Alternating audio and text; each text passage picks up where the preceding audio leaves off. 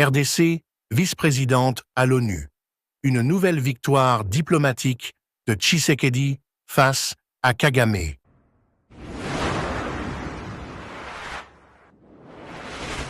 Être candidat au Conseil de sécurité, c'est bien plus qu'un privilège, c'est une mission.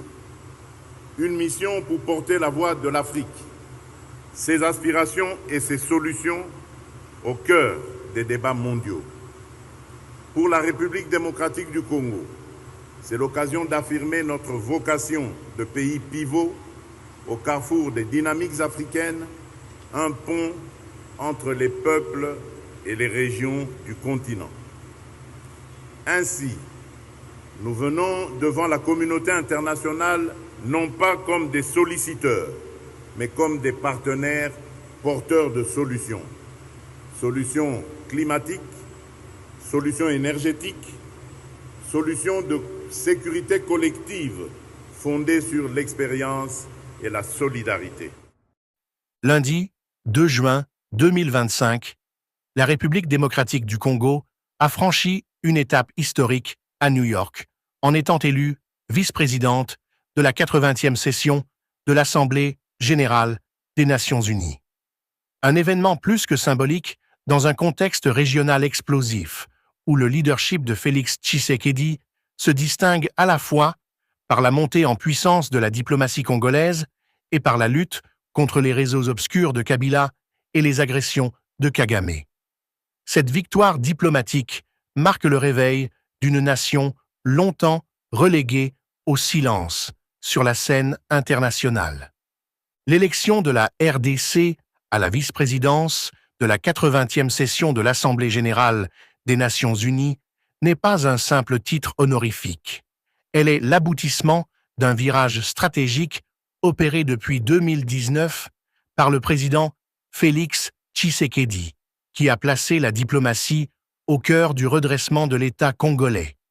Ce retour sur le devant de la scène multilatérale symbolise une rupture nette avec l'ère Kabila, durant laquelle le pays était marginalisé, manipulé en coulisses par Kigali et souvent absent dans les décisions importantes qui façonnaient son destin. Tshisekedi, en digne fils de feu Étienne Tshisekedi, a compris que le Congo ne peut plus rester en retrait alors qu'il est l'un des pays les plus convoités du monde, non pas pour sa parole, mais pour ses ressources.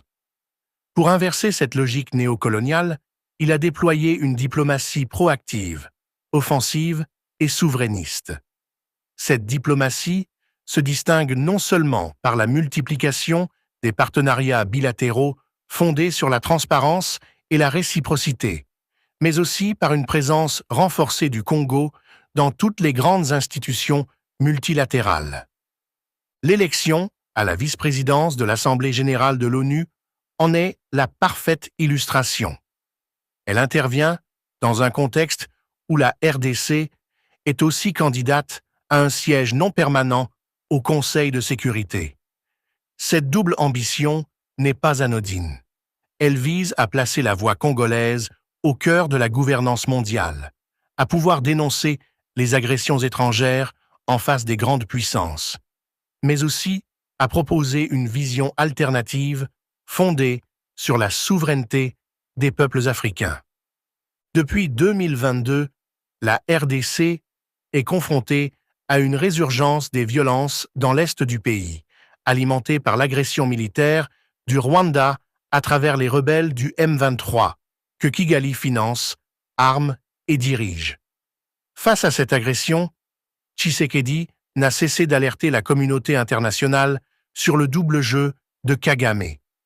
Mais contrairement au silence complice de l'époque Kabila, le président actuel a mené une campagne diplomatique vigoureuse.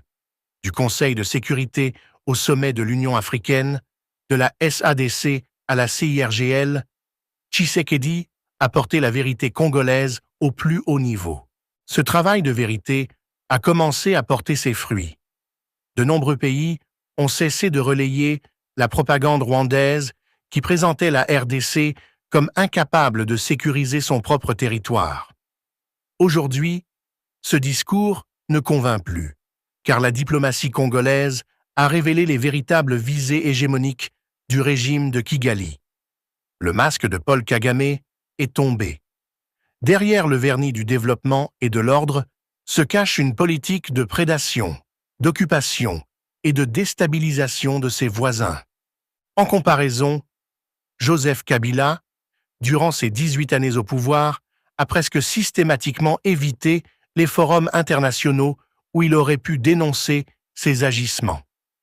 Son silence a coûté cher au pays.